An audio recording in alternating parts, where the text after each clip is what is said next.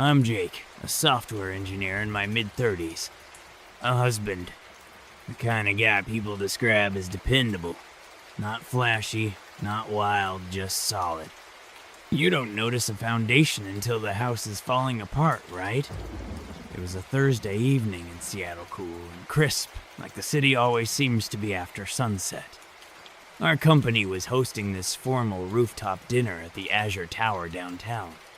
One of those events meant to boost morale, but really just gave executives a chance to feel like celebrities for a night. The invite said, cocktail attire. So I wore a navy jacket, slacks, and the only pair of brown leather shoes that had survived my closet for more than 5 years. Bella had texted earlier to say she'd be running late. Team Sync is dragging, she said. Save me a glass of that wine I like. That emoji felt like a warm hand on my shoulder. Familiar, reassuring. The kind of small, silly thing couples send after almost 10 years of marriage just to say, hey, I still see you. So I waited. The rooftop terrace was incredible. I'll give them that, string lights hanging like stars between the planters. A live pianist playing slow renditions of pop songs you wouldn't expect to work as jazz, but somehow did. The smell of grilled lamb lollipops and roasted garlic floated through the air. People were scattered in small clusters, drinks in hand, name tags slightly crooked on their chests. I wasn't much for these things, but I tried to play along.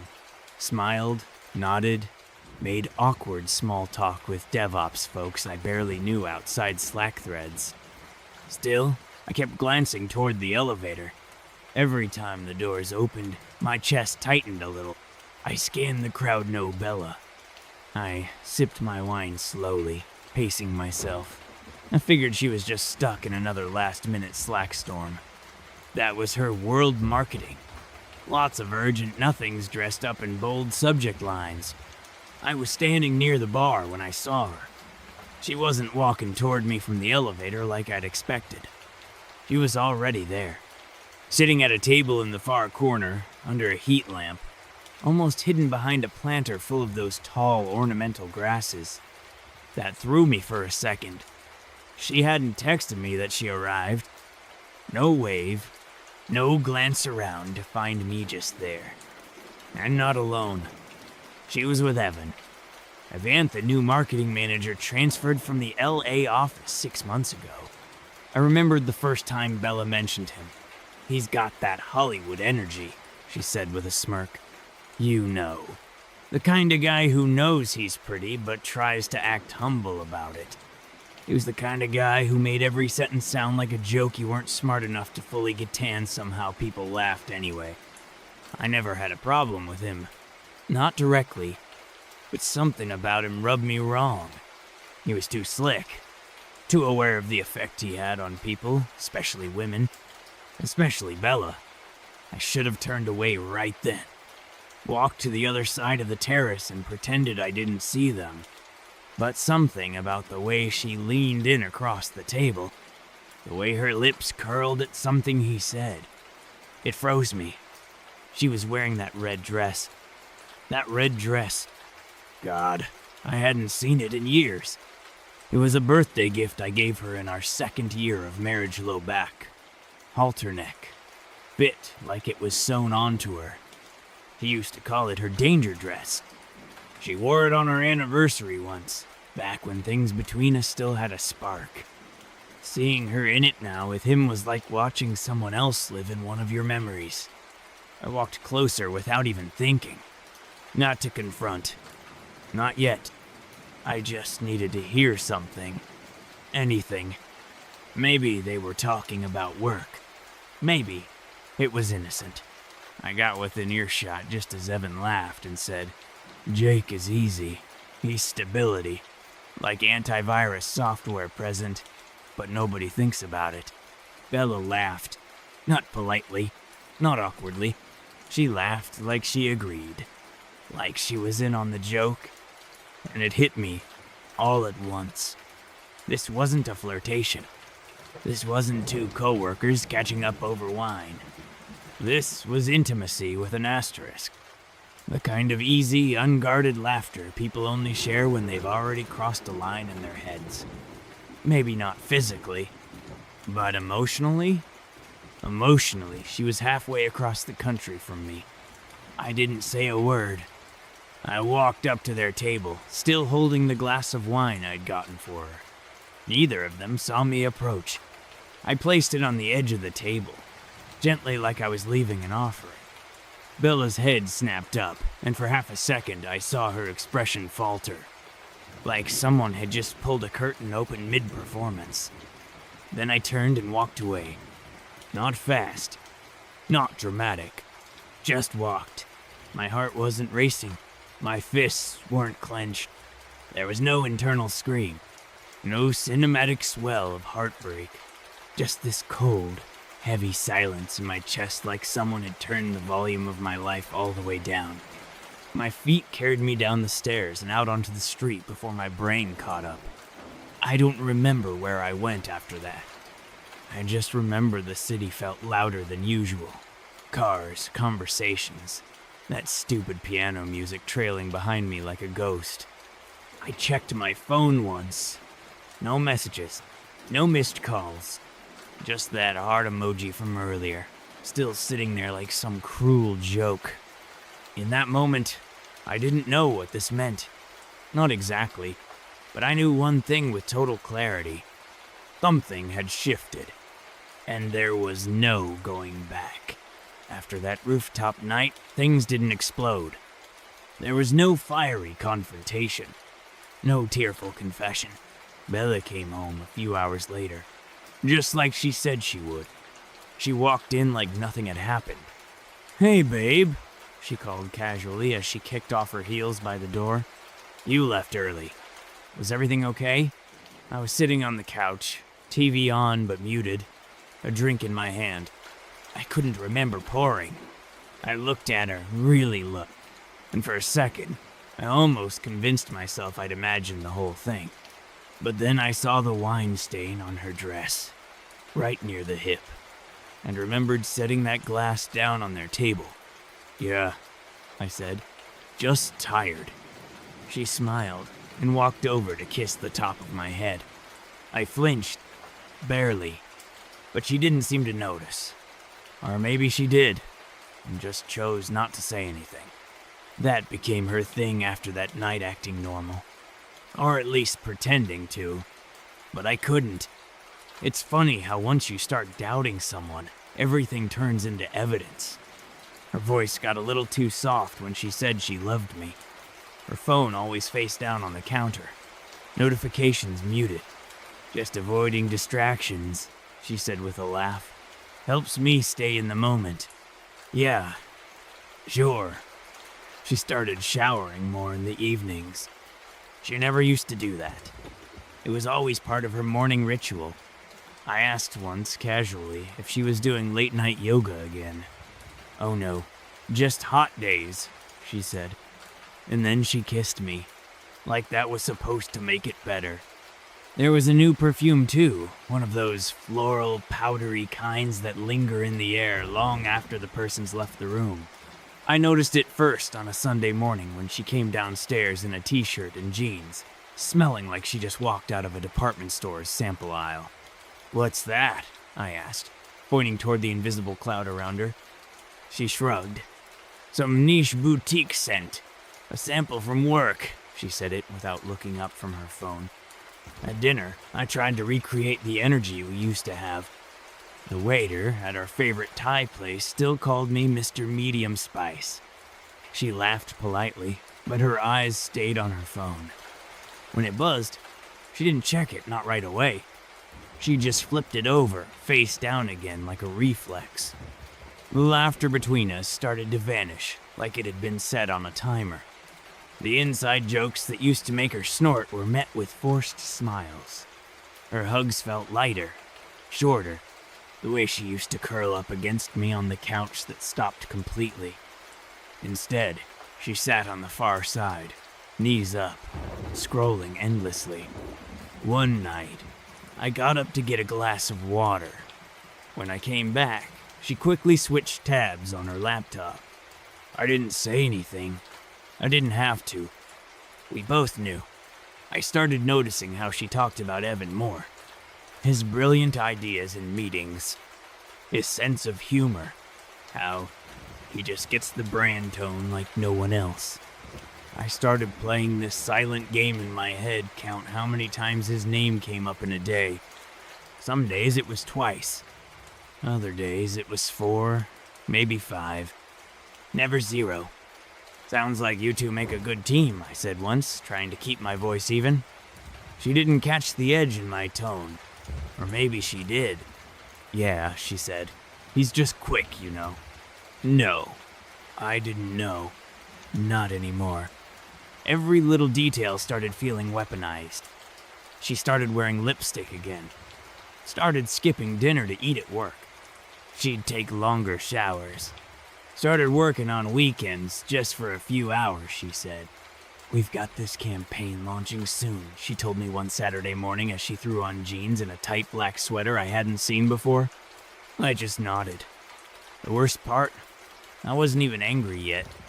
I was just eroding slowly, like someone was sanding down my soul inch by inch. I used to know where I stood with her. Now, I felt like I was always one wrong move away from shattering everything. But the thing is, you can't fix what someone's already decided to break. At night, I started staying up after she fell asleep. I'd sit in the dark living room, listening to the sound of the fridge humming, trying to remember when it all started to go wrong.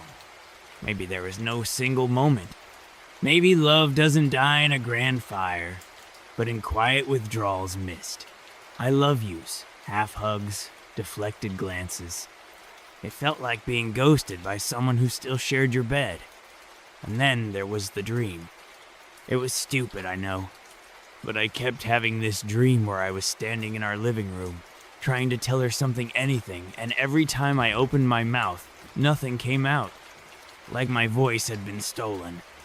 She would just stand there, staring through me like I wasn't even real.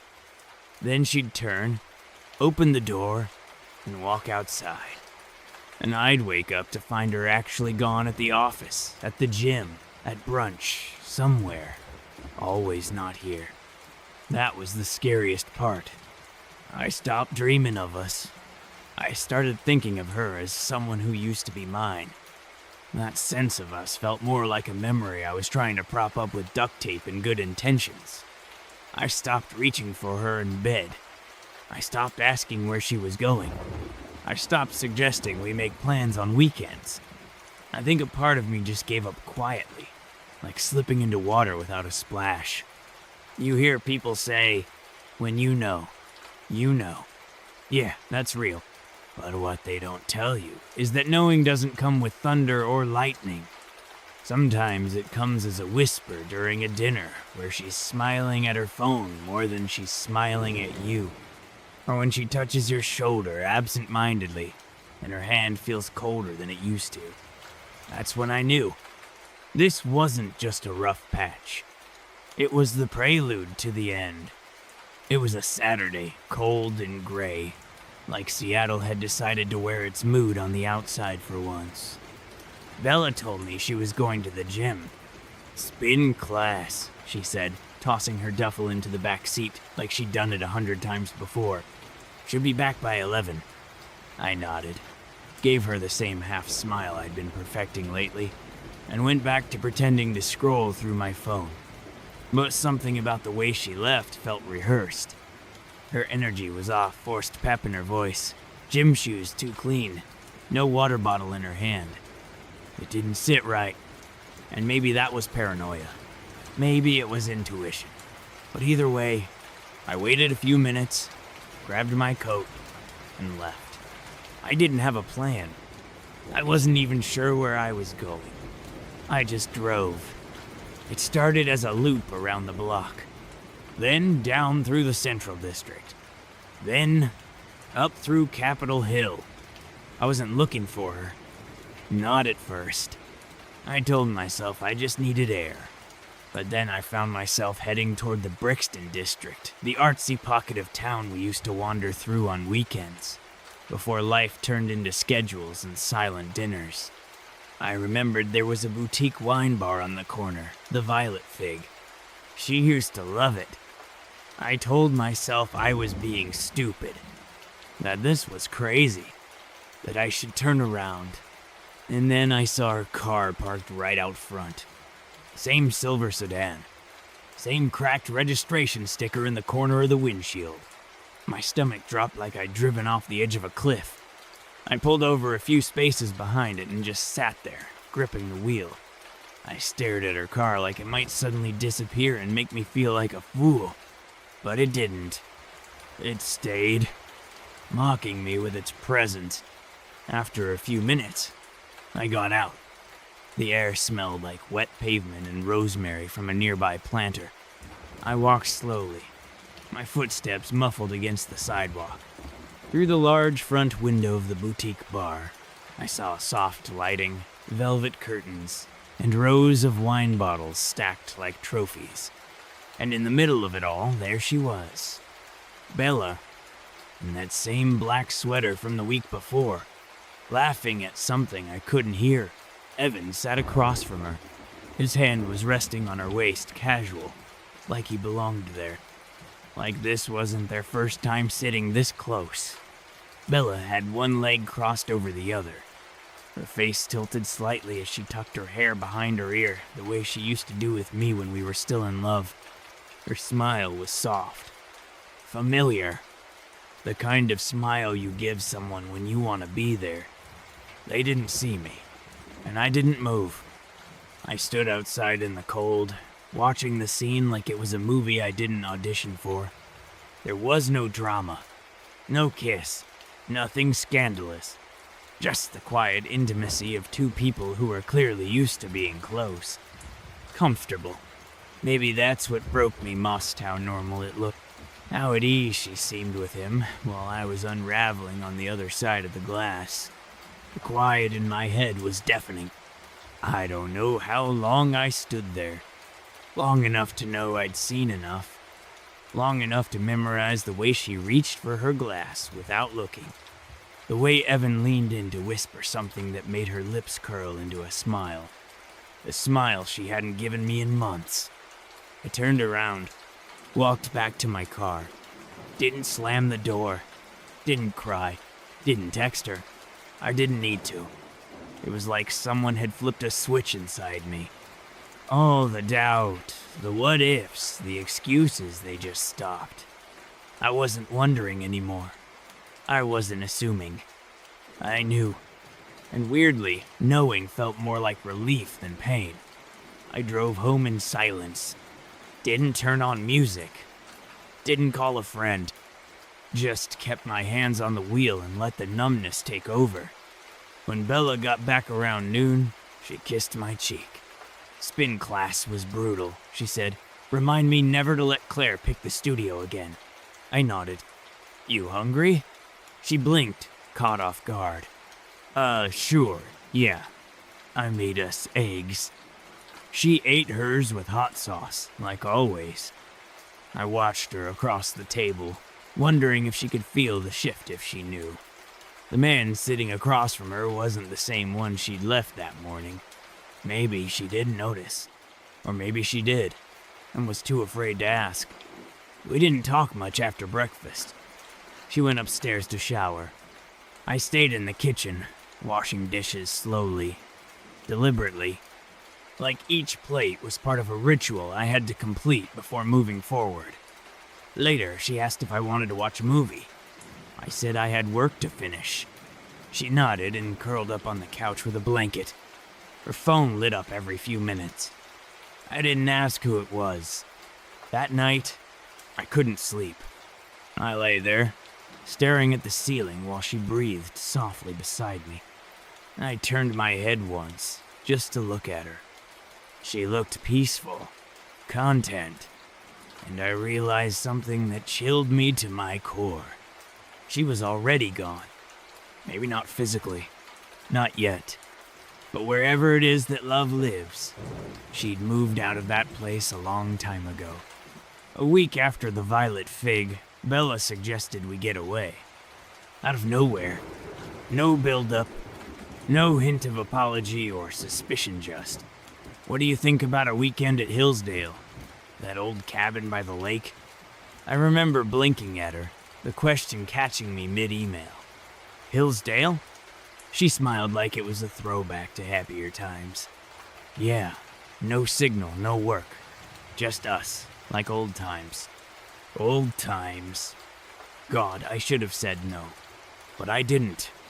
I think a part of me wanted to see what she was trying to salvage, if anything. Or maybe I just wanted to watch it die where it was quiet enough to hear the silent scream. We left on Friday afternoon.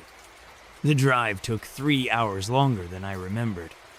Bella was more talkative than she'd been in weeks, playing road trip DJ, telling me about some ridiculous Slack thread from work. I laughed when I was supposed to, said that's crazy when it fit. But the whole time, I was watching her out of the corner of my eye, wondering if she could feel how far apart we'd really gotten. She'd put on that new perfume again, the one she never wore around me before this fall. We pulled up to the cabin just after sunset. Same creaky porch, same chipped blue paint on the window trim.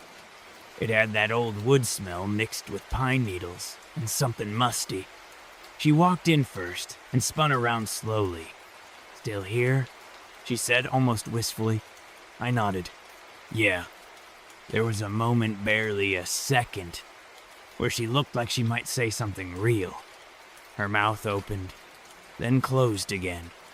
Instead, she turned on the tiny TV, mounted over the stone fireplace, and flipped through static until she found a station playing some romantic comedy we'd already seen a dozen times.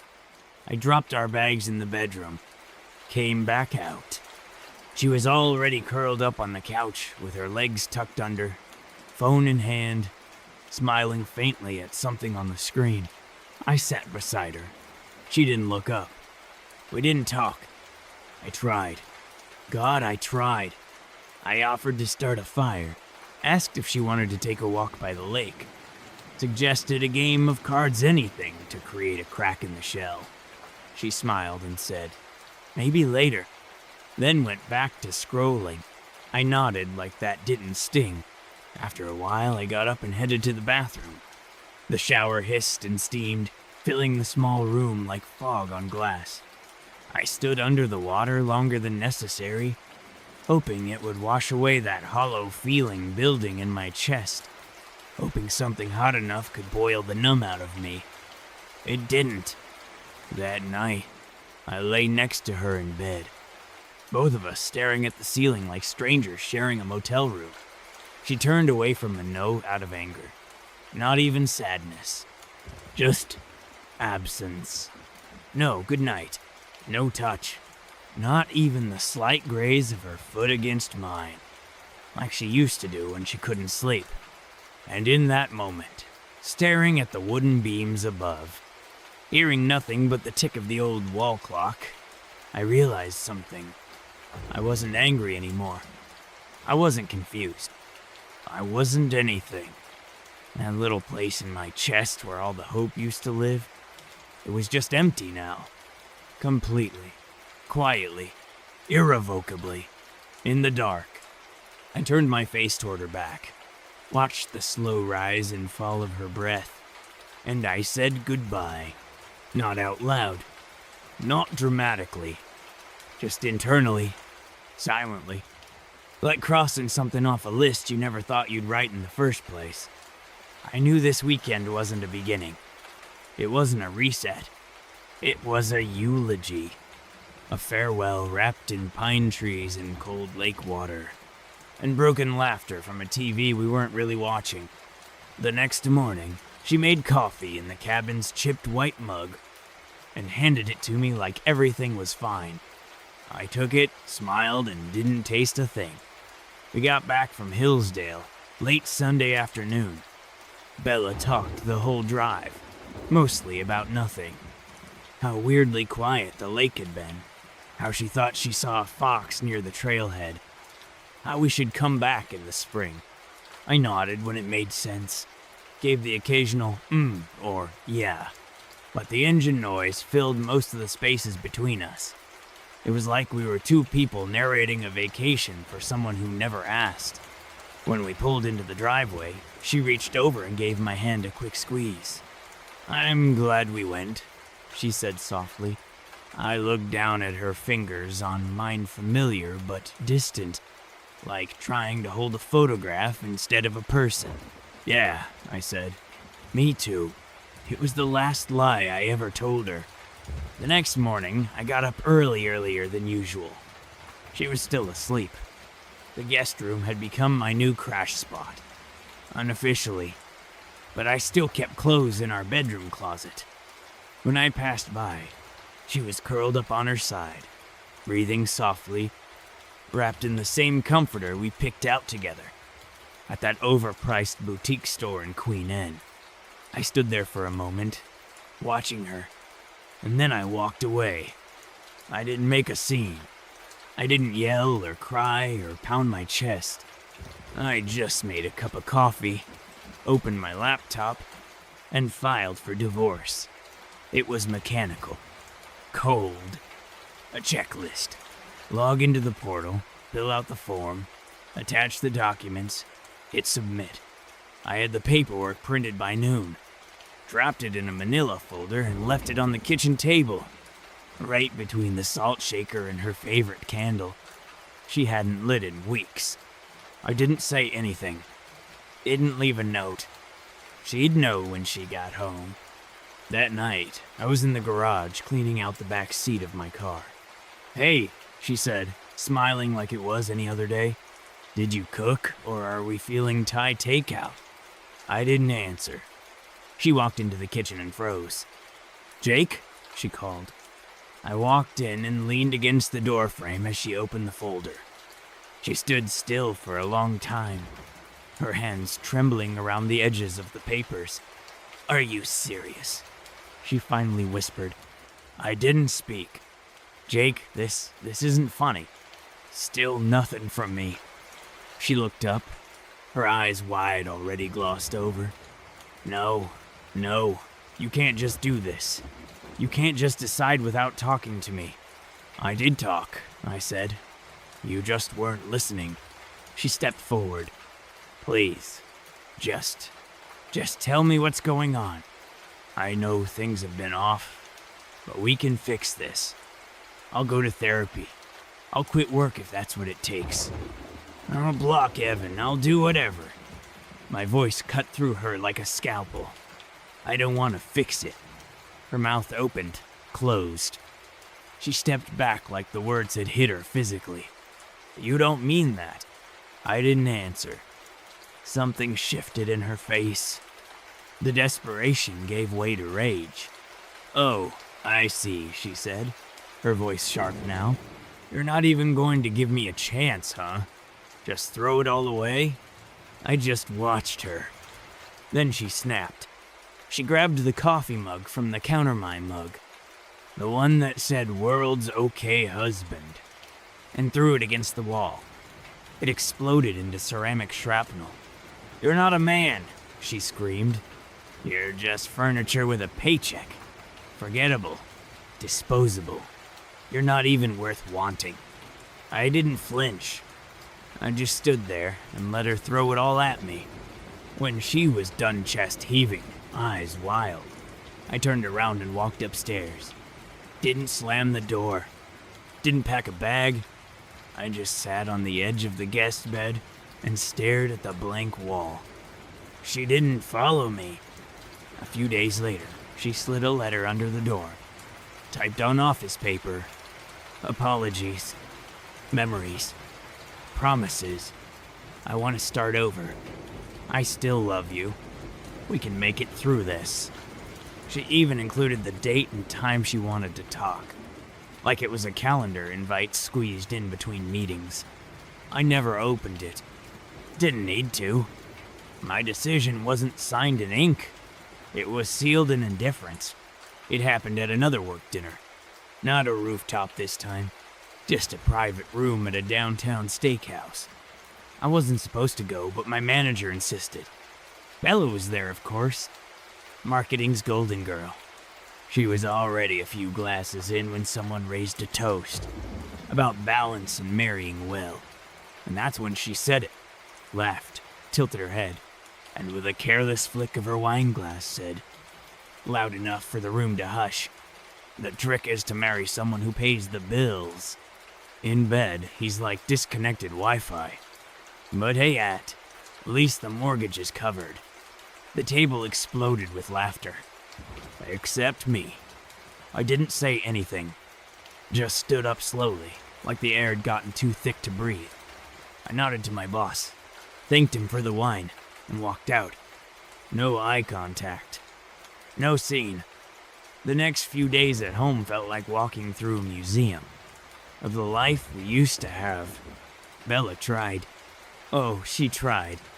She touched my arm, asked if I wanted tea, sit a little closer on the couch, trying to pull me back toward a version of us that didn't exist anymore. But I was already gone. Not physically, just everything that mattered had left with me that night. When I finally told her I was leaving, really leaving, she broke, fell to her knees, begging like it was the first time she realized I was serious. Said she didn't mean it, that it was a joke, that people were drunk. But that wasn't the moment I left. I left when she made me the punchline. I left when she looked me in the eyes and saw wallpaper. I left when I stopped loving her and started forgetting her. Funny thing about goodbye, sometimes you don't say it. You just walk away and never turn back.